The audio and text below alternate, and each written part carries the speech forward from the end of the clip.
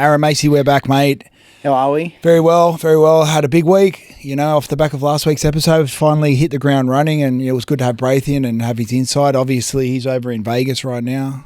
It's funny that he said his insight, because I was like, I'm looking through the comments and the amount of people, especially in the off-season, that came up to me and go, love the show you and Ran, loved Piercy, or loved, and a lot of the people said about Braith, didn't realise he had such a good footy brain. To me, it's funny because we've known him for so long and knows an incredible footy brain, but to think that he's the face of NRL 360, but a lot of the time he doesn't get to show that side because he's playing traffic cop with everyone there and directing his show. Yeah, he's the facilitator, right? So he's there just guiding it. He gets to put in his opinion here and there, but it's good for him to be in a comfortable situation where he can sit around, just have a chat, and you can get an insight into his brain and what sort of knowledge he has around the game. He doesn't get that opportunity, obviously, with live television in Fox.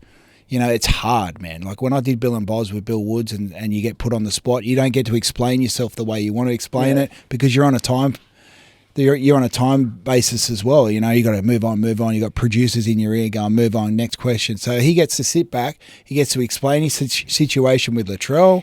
I thought he was quite obviously fair with what his analysis was of. Yeah, his synopsis was spot on. Was spot on, and this gives him a platform to be able to be himself. And he's one of us. He's one of the boys. Yeah. You see on television, someone that's might be in a suit and speaking really, classy. Like us, always in a but he's just one of the boys, So no, it was good. It was good. Obviously, right now he's probably sitting in his Lamborghini, getting up and down the Boulevard Strip. Yeah, what Buzz in the I haven't seen much of Buzzy on the socials. No, he put him up. That I reckon that's like my favourite part of 360 is the little video he puts up of Buzz in makeup. How long do you reckon it takes Buzz in makeup? Oh, jeez. He'd be getting there early. He'd get there the day before. Poor Buzzy. He's not as old as I thought, too. I heard he went to school with Yoda. Yeah, he'd be old. He's up there, but he ain't that old. How old's not that old? I thought he was like 70. So what, he's like 45? Done it tough? Could be. He's had a tough life. Oh, Buzzy. No, so Braith's obviously over there, prick, but here we are. We're going to go next year, go support your dogs. Well, apparently if the dogs are there, for sure. If someone's willing to pay for me to be an ambassador and to get up there and talk shit about the early days. I don't think there's a better candidate for X-Dog and Vegas. Like that recipe just screams Reni Matua. I said I'd never go to Vegas ever again. I've been twice. I don't remember much of it. We went in 2005 as a team. Yeah. So we were in Cancun and then we flew to Vegas. So Cancun, Vegas. You can imagine what our liver was like after that. And then, I know what you're liking. Oh my God. And then we went to Hawaii. And for 8 days, and I think I slept 6 out of the 8 days because I was so damaged from Cancun and Vegas. So it's a fun place. I've never seen the Strip. I've only seen my room and the inside of a nightclub. That's it. I kid you not. The 2 times I've been, I've just They reckon. I was in my 20s though, so I was living life. You were. They reckon Sam Burgess, when he broke the cheekbone in that grand final, was like heroic, but. I think you have a similar story in Vegas. Oh. Well, I like how you put that. Look, I think I was the biggest punished by the end of that trip. I was there with Braith, Willie Tonga, and Jamal Alessi. Yeah. And we'd already spent Cancun together. I let off a fire extinguisher in the trainer's face and sprayed the whole hotel with just white powder. You can't do that now. Obviously, it's just bad. Braith would dive in and defend you like he did. So I've just ruined this hotel in Mexico. I'm surprised the cartels didn't come and get me. And then by the time we got to Vegas, I think the boys were over me and they backdoored me. We're out somewhere and they just left me and I just went, fuck it, I'm getting a club sandwich. And you know how big a club sandwich can get. I was going to take a bite into it and I dislocated my jaw. So it was hanging. I had lockjaw for the rest of the trip, and I had Willie Tonga punching me in the face trying to get it back in, but because there was so much swelling, it didn't go back in. So I was pushing food down my throat for the rest of it until we got to Hawaii. And what happens in Vegas stays in Vegas, Mace, you know? Yeah. Talking about Willie, fuck, mate, what a specimen. I've seen... He's looking good, Tom. He's looking good. You play golf with him? Yeah. Actually, I forgot. We're up at... shout out to Kylie from the Civic Hotel in Lismore. Yes. She sponsors the Morris Brothers Lismore side rugby league team, and she flew us up there to play golf on their Old Boys Day. Yeah, okay. And I love myself, but I'm going to give myself a rap here because I lost one golf ball in 18 holes, so I was on fire. I carried the team. It was unreal. I've got the bug back to play golf again now. Have you? So you hit them all right. What did Well, it was a pretty open course. Like there was a few bushes, but off the tee, I was pretty handy. I was many happy. snakes out there? I don't know. I didn't want to think about it. I know you don't like spiders and losing your hair. Yeah. Where the snakes sitting at? Yeah, they're third. They're close third. Have you ever seen Anaconda? Losing your hair? You ever see? You see Anaconda with John Voight and what was her name? Jennifer Lopez. Yeah, that was J-Lo. And Arachnophobia. That's why I'm scared of spiders. That's an old. These are two movies you wouldn't know. They were a little bit before your time. But no, it was good. Thanks to Kylie at the Civic Hotel. We should go up and do a live podcast up there one day, I reckon. Yeah. But other than that, mate, just watched little bits of footy where I could. I'm excited for this weekend, mate. So, well, it's funny because I spoke to Brace. We were chatting on the phone. He goes, first thing he said, he goes, our predictions are pretty good in the trials. Yeah, well, but I think the synopsis of what you both said towards, I think, a lot of the teams kind of showed then, as we did say, trial form can be no form. Yeah. Well, you just want to get the K's in the legs, you know. You don't want to go out and get flogged. There were some alarming scorelines, right, over the last sort of couple of weeks in the trials, but how much do you look into it, you know? And I have to somewhat look into parts of it, you know. South, it's concerning, right? You know, and even the Dragons, to let them come back into the game, I don't know how much rotation was going on, and even if you got reserve graders playing, they are your potential future. Yeah. That you want them, you know, work. You don't want to get a big lead and then let South come back and then kick away again. Like, they're little concerning things for the coach. You go, have we ticked every box? And it gives the coaches an idea of where we need to work on, and is this player up for it? And even the first grade boys, you know, like there was some uncharacteristic sort of errors from seasoned first graders. And however, what's the difference like going into the shed, say that last trial game, compared to a week later when you go out for your first game? What's the It's a weird mindset because you know you've done the work, but you don't know what you're going to produce. And generally, in that first trial, even the first 5 rounds of the regular season, your timing's off. You know, you're really sucking in the big ones. You're trying to search for air. Hey, am I fit enough? Have I done enough? Because match fitness is a real thing. It's a dead set real thing. It's just like ring rust with boxers. It's real. It's regardless of how much you train in a preseason, it does not emulate the real thing. So looking at teams that struggled, I mean, people were saying about the Roosters and Robbo and blah, blah, blah. I am concerned for the Roosters. I've said it all along. I don't think they'll make the 8. And it was concerning to see that scoreline last week against the Knights. Against the Knights with first graders in the side, that was essentially their starting team. Right. So pretty much. The thing that was like Kalen Ponga ran right down the east right side, like his left side. They just absolutely Rob Toyer, the 5'8", Dom Young, and was it Sand? No, I don't think it was Sandon. It was no, the 5'8" for Newcastle. Oh kid with the mullet. Yeah. Again, like, mate, if you're watching this podcast, I'll get the names. I don't like to watch footy until round 1 until we get a proper review. But The Newcastle 5'8" did great. Fletcher Sharp. Fletcher Sharp. That's right. He I remember him. He looked really good. He looked incredible, and he made Chad Townsend. Like, I'm already been cracking jokes around it, but he's old, mate. He made him look 52. Yeah, look, I think the Roosters boys, like if you're struggling through the middle, remember we discussed their marker D, their A's and B's. There's a lot of inexperience in the middle of the park for the Roosters. When you lose Jared, when you lose Boyd, when you lose Friendy, they're big holes in your defensive patterns. So it was always going to take time for them to restructure their defensive patterns through the middle. And when you've got young, raw talent, you know, these boys that are coming through, it's going to take a couple of years for them to be in the washing machine of rugby league and to make repeat efforts.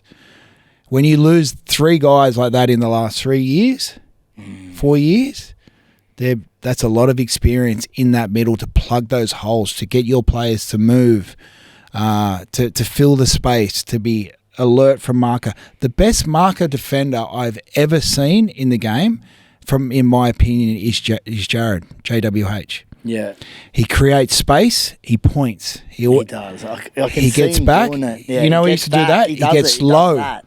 He checks the 9 and then he releases. Jared, there was no one better at marker with their body position and their effort than Jared. I used to always say to kids, look how Jared gets to marker and look at his actions. He gets low, he creates space, he pushes off, checks 9, he releases. That's what Roosters are missing a lot through there, and I think it's continued a little bit this year, and then therefore you're going to struggle on the edges. Yes, they've lost a lot of talent. Yeah. Right? And I think they do have a team that can still, you know, give the competition a shake and give the best teams a good run. However, there's just something they're missing. Your word steeliness. It's fucking. I swear, as a Rooster supporter, it's haunted me watching it. And I was talking to a friend the other day, who's a good judge of footy, and he goes, the biggest thing he's always that Bondi Wall, and they don't have it. Yeah, look, it'll come, and it doesn't. Like, I'm not saying that, you know, it's panic stations or anything. No. They aren't the Roosters they used to be. They've just lost a shitload of talent 100%. Off the back of Boydie retiring, Friendy retiring, Jared going to England. You know, they're Manu. Like, it's going to take time. They're in a mini rebuild, right? Mini rebuild, but they've still got a lot of talent in their side. Definitely, South, good young side. The Rabbitohs, I think they would have struggled with Cam and Latrell. Yes. I still think they're probably, you know, Wayne wasn't just going to come with his wand and just like fix everything. There was issues going for years. I think the last year of Wayne's tenure, there were signs there as well of where they were headed. I'm worried about their pathways. I'm like, they've, you know, like what have they got coming through? I'm not too sure. The South comp's dying. You know, there's no big pathway system for the Rabbits. South, we both grew up playing in. There was 4 teams in every age group. Every age group is heaps. You know, like we had 1, 2. Like that's the way society's come. You know, OzTag is huge in the South Comp, but you didn't have, like, you had sort of junior development. You had Matthews, you had Ball, you had Flegg. But where are you going to find these players now? You're going to have to find them outside of the South area. They missed out on that Fijian side. The Dogs picked them up. You got to, and that's where now it's extremely important that they've got the right recruitment officers out there scouting. Yeah. And trying to get 15-year-olds, 16-year-olds, 17-year-olds. I think Souths are going to have to start thinking a bit more long term. They need to pick up some players here and there. But the Rabbits are going to struggle this year.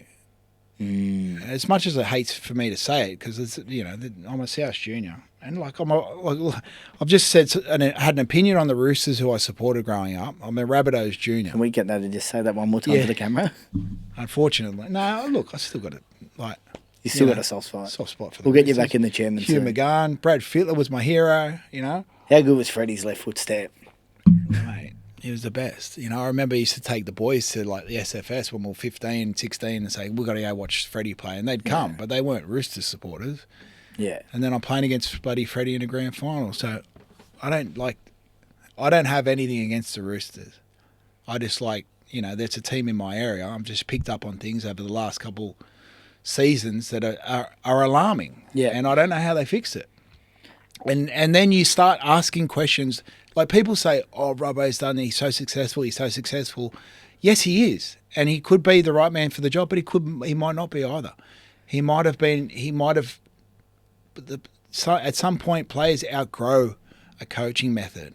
Yeah. Right? And it's either he changes or he has to change his roster. Yeah.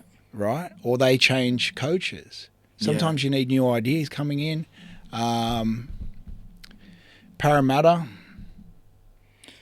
Yeah. How did they trial? They got beat by the Tigers too. The reason why I bring up because I want to know how Rolsey's going as well. There's the one I've got a friend who's very close to the Fox, and I've got another friend who works at the club. Yep.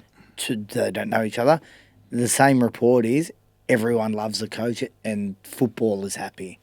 I think there's still issues at the club outside, but when the actual football itself. And that's probably backs up my example of a coach like BA Brad Arthur he's a good friend of mine. Like I don't get to see him that often, but the club had sort of outgrown, or maybe they needed that change. They needed a change, even though BA had taken them to a grand final a couple of years ago, 3 years ago, whatever it was. Sometimes even if the coach is a good coach, they just need a new voice, especially for your Radleys or your Lindsay Collins or Teddy. You know, like there's no doubt they're close to Robbo. Yeah. But sometimes in the back of your mind, you might be thinking it's time for a new voice. And I'm not suggesting I know anything or Robbo's doing a bad job, but there's certainly a few whispers. Like I saw him yesterday. He's like such a ripping bloke. You see him around. He was down at the Oztag yesterday with the kids. All the kids, like he's such a good model person for the game. But yeah, it's interesting. He's a great guy. There's definitely whispers around that I think there could be a little bit of pressure coming from different spaces. It's definitely pressure, and I don't like to because that's usually the first thing you want to do as a club is go, oh, you got to get rid of the coach. Yeah. Maybe it's not. Yeah. You know, they're trying to build the perfect culture, I believe, in my opinion, with Brendan Smith and Terrell May. Yeah. There's actually whispers around that Spence could want out. The perfect culture doesn't exist. Mm. The perfect culture. You have to have the majority of the players you need everyone to buy in. Yeah. But no one's on the same level, no, the same page. No. Different personalities. You're dealing with different cultures, different personalities, different backgrounds, different upbringings. A few nutcases. Yeah, you do. And you 100%. need to mould that into a common goal. But if that doesn't align with just because it's your standard, if the player's not doing something right or just different, a bit rough around the edges, sometimes you got to have them to people in the team. Yeah, good NRL teams like a well-oiled, dysfunctional family. Yeah, it's a complicated puzzle. Puzzle. And you can't all have Orbos, right? No. Everyone would love 25 Orbos, but there aren't 25 around. No. And you need that mix. You need a mix. So, I don't know. Our two Sydney clubs, Tigers. I'm excited for the Tigers. Me too. I am actually excited to see Jerome play, Galvin play. Like they're a team I want to watch now. And respectfully, because it was just like, oh, who else is this? The Sharks. Like I'm excited to see Fanua Blake play. Mm. You've got that mongrel Hazelton. He's come onto the scene now. Yep. Big time. Nico. There's some interest there for me that, hey, I'm going to go out of my way. I want to sit down and watch it. And I say that, we might be talking about rugby league, but sometimes, life gets in the way. Yeah. But I always want to see Penrith play. I always want to watch the Broncos play. Definitely. I want to watch the Dogs play. There's teams where Let's touch on the Broncos. You both gave them a good rap last week. Yeah. They look good. They look good again. They took out the preseason challenge, whatever that means. I think. Yeah. Well, but They were my roughie, weren't they? Yeah, the top three. Rank outside. Don't know how you found them outside the top two. No, look, I just knew Madge with that roster. You just needed the right person in charge for that roster. Yeah. And Madge was the perfect person. Mm. And hopefully, there were whispers around that training was hard and, a little few murmurs that, there could be players that are a little bit upset. But off the back of your trials and off the back of how you're feeling in a trial, and they've reaped the rewards, right? Yes.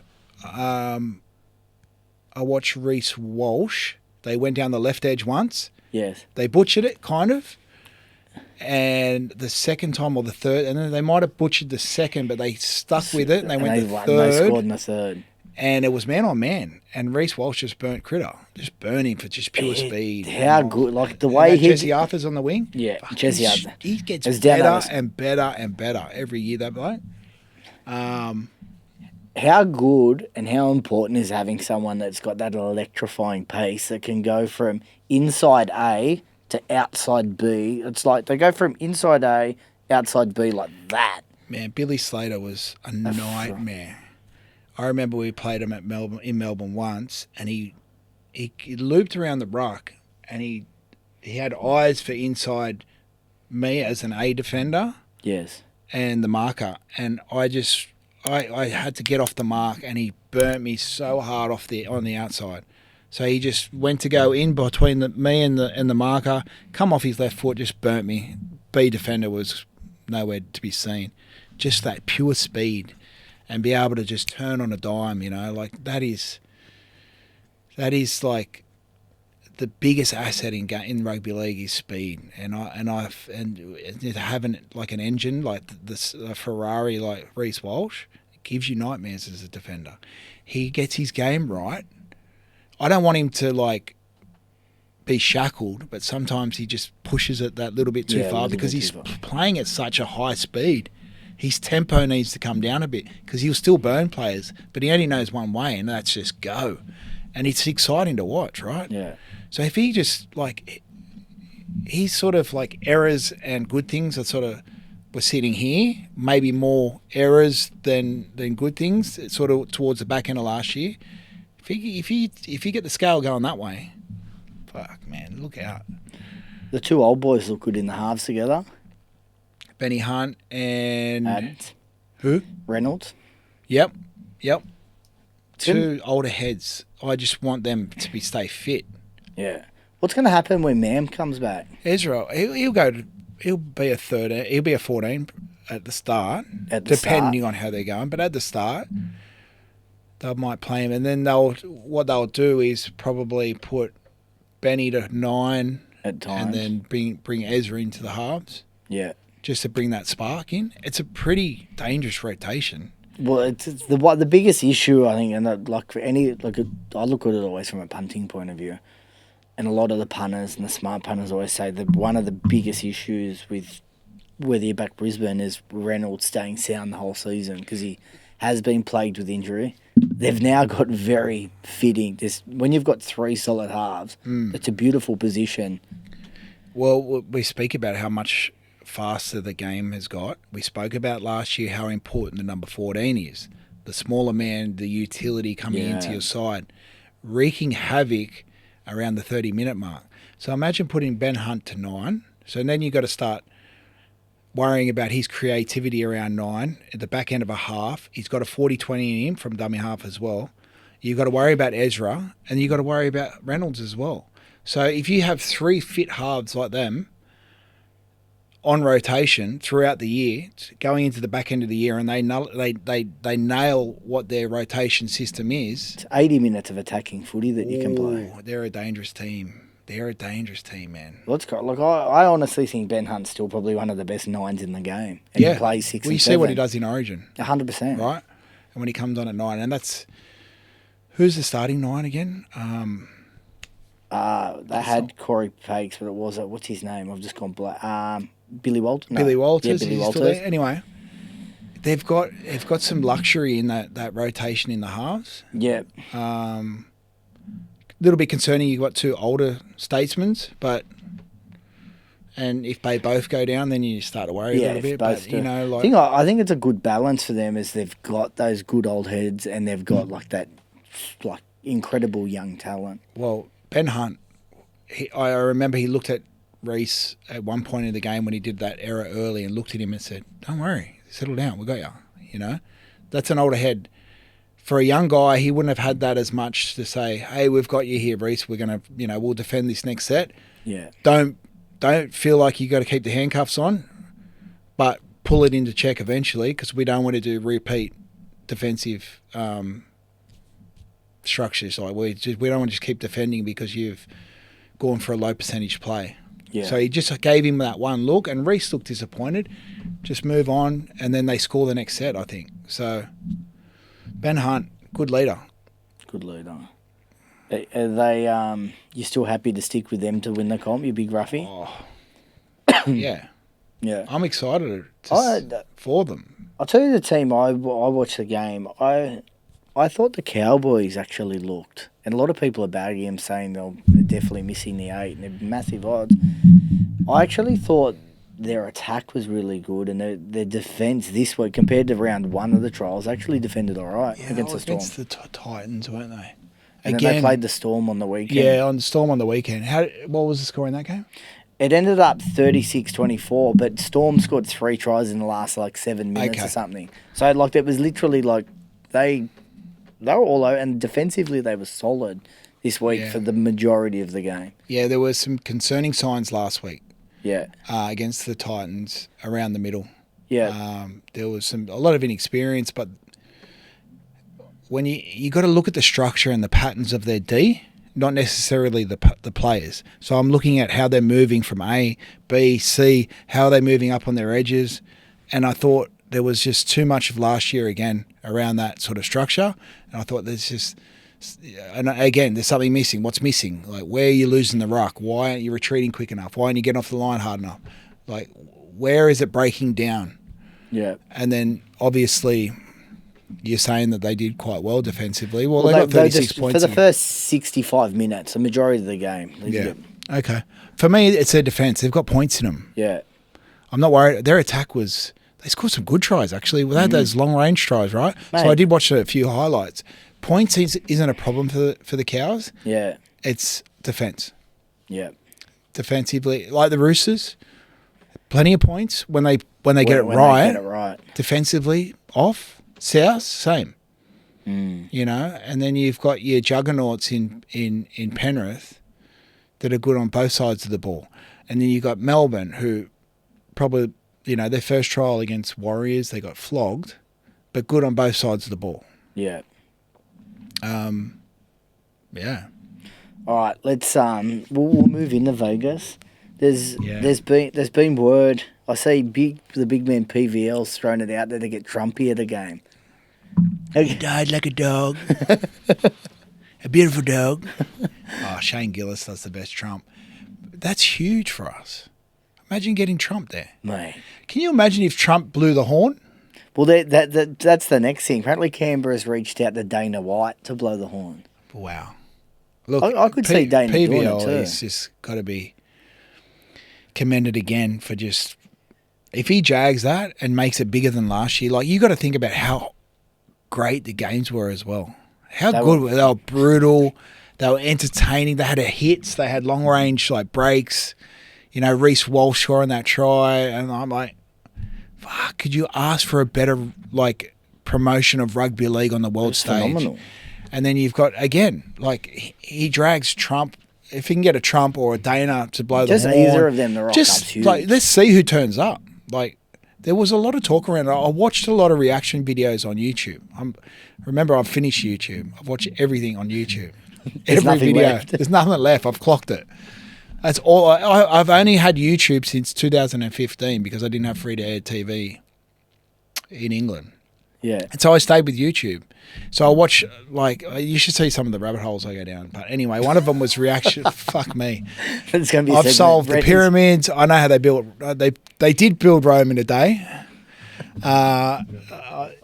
Hey? Flat Earth? Or? Yeah, no, the flat earthers don't get me. I'm if anyone watches anything around aliens and you know Jesse Michaels or you know Danny Jones or you know Julian Dorey, hit me up because we need to connect because they're my 3 biggest podcasters at the moment.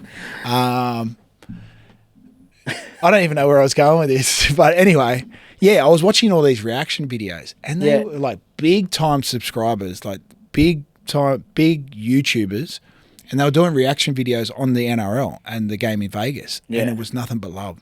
They were like, what is this game? This is amazing. So we're going to build off the back of that. And then you get a big name like a Dana White. Imagine Dana drags Trump. Let's just say, like, imagine getting a Trump there. Like, holy shit. Massive.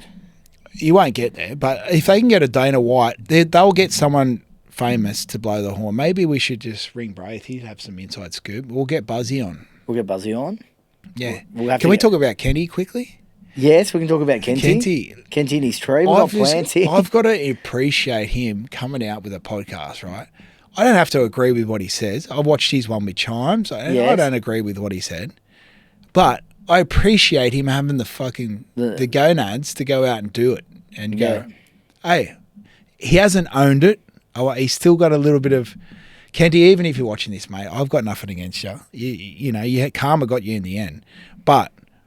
I appreciate you going back out there and putting yourself out there and doing a podcast about Lee because you've got a footy brain and he's doing it with our man Johnny Elias. Like and I'm like, Johnny, and then he puts out he markets it the tree like he's got a football with a tree in the middle of it. I'm like, good on him. I'll give it I remember when that all happened. And we had our BTFU chat, and Kenty was in. I think he still might even be in the BTFU chat, and cause he loves his horse racing. He's mad on his horse racing. Gets a good tip. He's got a decent opinion in the horse as well. And I remember because I think people necessarily knew, and there was all the memes going around with the tree and. Now, I took video of the tree the next day. Yeah, you did. There was the next day, the feathers of the tree, the paper tree, was still up from his head. And then our good man Johnny Markham's in the chat. He's called me. He goes, I hadn't woken up. He goes, mate, are you seeing this? I said, seen what? He goes, mate, everyone's just ripping Kenty. He goes, I'm tipping 90% of people don't even know he's in the chat. Great. And he's gone, and then next minute, you see someone wrote, just be careful, I'll be kind, someone might be in here. And he wrote straight back in, he goes, go for gold, I've seen far worse. So he at least owned it. And then you know what? Everyone in that chat went from gigging him to, yeah, you're a fucking legend. Nah, look, imagine the anxiety he had after that. But, you know, like... See, for me, I can't hold grudges. I just... Yeah, it's... Whatever, you know, and like him or not, at least he's put himself back out in the sphere, in the social sphere and gone, I'm going to own it. I'm going to talk about footy. You either want to watch me or you don't. Yeah.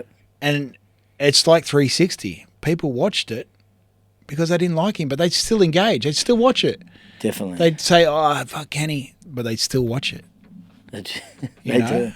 Talking about 360, they're back today. Our man, Big BA, Buzz. Yeah. I've got KO. I might, because it's on KO, right? It's on KO. Yeah, I'll give it a watch. Because again, I used to watch all my clips through YouTube, so exciting. Like 4 games. Let's go. We'll just go through the two NRL games. Yep. Although I will say, I think Lara Pitt put up something of when all the teams are on stage and the Wigan fans singing their song. Oh man, that's all you could Wigan's hear. Nuts. I love the Poms. So I lived in Lee, next to Wigan. Yeah. And like Lee was unreal. A little bit rough, you know. And Wigan's the same, but they're right next to each other. And Warrington, I lived in where did I live? I lived in Warrington anyway, in the nice part of Warrington. Was there a statue of Nat Wood there?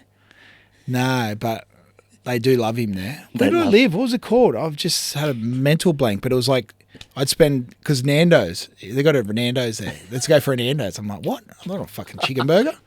They go, no, it's a restaurant. I go, what? You go there and it's a full-on experience. It's an experience? It's an experience. It's like a restaurant. Everyone goes, let's go for a Nando's. I'm like, okay, let's go for a Nando's. It's good. But these two clubs, obviously big, there's a lot of rivalry between Warrington and Wigan in the Super League. But let's go through the NRL games. Oh, and the girls. Like, I'm actually looking forward to the girls game. Yeah. Against Great Britain, let's go, girls, you know. That's a good rivalry there. That game has just improved year after year after year. You know what? When you're watching women's rugby league, it reminds me of growing up and playing what you've learnt at training. Yeah. So they do hamburgers, hamburgers. My favourite thing is hamburgers. They pass, the technique of their pass is what they've been taught. They run the same lines. Like, they don't overcomplicate it. Hey, this is what you've been taught, and they implement it in a game. Yeah. It's like watching I hope people don't take this the wrong way. It's like watching footy back in the 80s and the 90s. Like, it's like catch, draw, person, pass. Yeah. Catch, pass. I know exactly what They're not doing the big torpies or they are. Like, don't get me wrong, but it's just... They're doing the fundamentals right. They're doing the fundamentals really well. Really, really well. And it's actually enjoyable to watch, you know? Like, it's like, oh, that's rugby league. That's what footy looks like. We had Blake Cavallaro, and he was obviously at the Dogs and done pathways and coached the Roosters. And I think it was you or Jimmy asked him, said, what's it like coaching the women? Because it's easy, they listen. Yeah. He goes, they take it on board. And they ask questions and they want to know. Yeah. So, like, the limited stuff I've done with the women as well, they listen. They listen, yeah. They listen, and they want to learn, you know? Men don't listen. In footy and Evidently. life. Just ask we don't listen. My teachers. What? What are you saying, Mum? Shut up. Am I bibs on or bibs off? No, so that'll be a good game. And then, so we've got... here we go. NRL, Sharks. Oh, no, Raiders, Warriors. We're going to go Raiders, Warriors first. You know who's been rumoured to be the halftime entertainment? Who? Savage. Really? Yeah. Oh, they got leaked anyway, so... They got leaked? Yeah, there's someone else. Anyway, I'm going to pick the Warriors in that one. Yeah. Why? What is it you like about the Warriors? I just think, you know, they obviously had a big year 2 years ago. Last year, disappointing. Thought they looked good against the Melbourne Storm. There's a kid in the forwards there. I don't know if he's playing. He has the best footwork, and he's so strong, powerful. He's big, but he's so light on his feet. I can't remember his name. I hope he's in the team. Yeah. There was just some good things I saw. What are your thoughts on Roger Tuivasa-Sheck to wing? I think it's going to be older. Get more ball. Yeah, exactly, because wingers are doing a lot more work, and they're taking those big carries out of the backfield. His footwork is. I watched a highlight video of him the other day. I thought, wow, his footwork is incredible, and his acceleration off the back footwork. Yeah. I think Raiders will be gritty. You know, that's that typical Ricky Stewart side. I was going to say, one thing Ricky is just so good at doing is getting teams. Did he sign anyone, the Raiders? Did they sign anyone big? They're in a bit of a rebuild. I love the halfback, the 5'8", the young kid. Strange. Yeah. Is he playing? Yeah, he's playing. He's strong. Good player, man. I'm going to go Warriors in that game. I'm obviously going the Aussies in the girls' game. Yeah, obviously Aussies there. And then we've got Penrith up against the Sharks. I reckon this is going to be an interesting game. They're $1.68 Penrith, $2.20 the Sharks. I thought that might be a little bit of value, the Sharks. I like the Sharks. I'm going to go the Sharks. Yeah. I think I'm pretty sure Penrith lost their first game last year too. Anyway, just we talk out, you said Gardner's in the centres. Blaze Talangi's a bit of a question mark. Blaze Talangi's not playing. He's definitely out. I'm interested to see who steps up for Fisher Harris. Yeah, but I'm more excited to see Fanua Blake in a Shark jersey. I'm excited to see Nico. How do you think Fanua Blake saw that transition going from that Warriors side? He doesn't have to change anything. He just needs to be the leader he is. Even what he did for Tonga in that, mate, just do that. The battle between him and Moses Leota is going to be... That's good. That's... Like that. Samoa versus Tonga. Yeah, I wasn't, like, overly jumping out of my skin to watch, like, these games. And again, respectfully, but it's just... Now I'm like... When I look at the lineups, I'm like, actually, I'm excited. Yeah. You know, like, I like the Warriors. because of their flair, and I love the grittiness of the Raiders. You know, and Hudson you know, Sticky. Young. Could you imagine the speech that Sticky's going to give in Vegas? Yeah. So there's I'd love to be a fly on the wall for that speech. Yeah. So there's the lure there for me, and then the lure here is Leota and Fanua Blake. Yeah. How's Nico going to go? There's some good battles. It's good games. Very good battles. I want to see Cleary play. Yeah, it was very interesting to see Cleary. Like, you got to remember as well, they only played like half the season last year. Still won the comp. I'm actually excited now. Now you think about it. Now you think about it? Yeah. Back into the footy? Well, yeah, I'm sick of not doing anything on the weekend. It's like, what do we watch? How bad was that's the thing that I struggle with in summer. Like, how do you stay home when there's no footy to watch? At least when I've got footy on, I'm like, you can just relax and switch off. I can switch off and just watch. You're just watching the footy, screaming at the TV. I would have done this.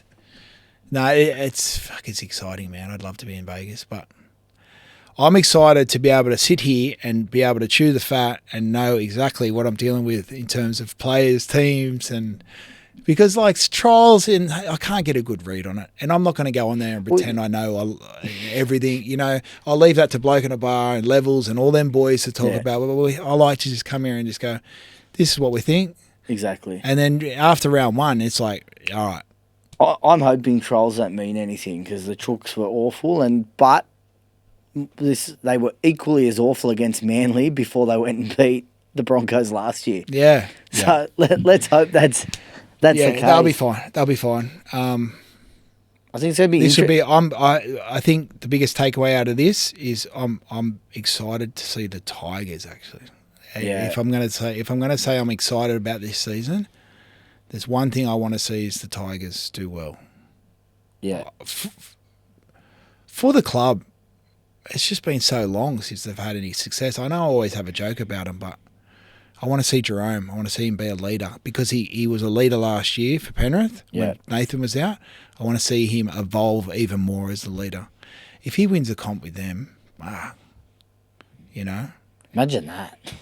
Well, I don't think he can do it next year, but in the near future, with him and Lockie Galvin in the halves, let's see what happens. Definitely a framework there to build upon. Yeah. All right, see you next week. See you next week, brother. What are you prepared to lose today? Set a deposit limit. For free and confidential support, call the number on the screen or visit the website.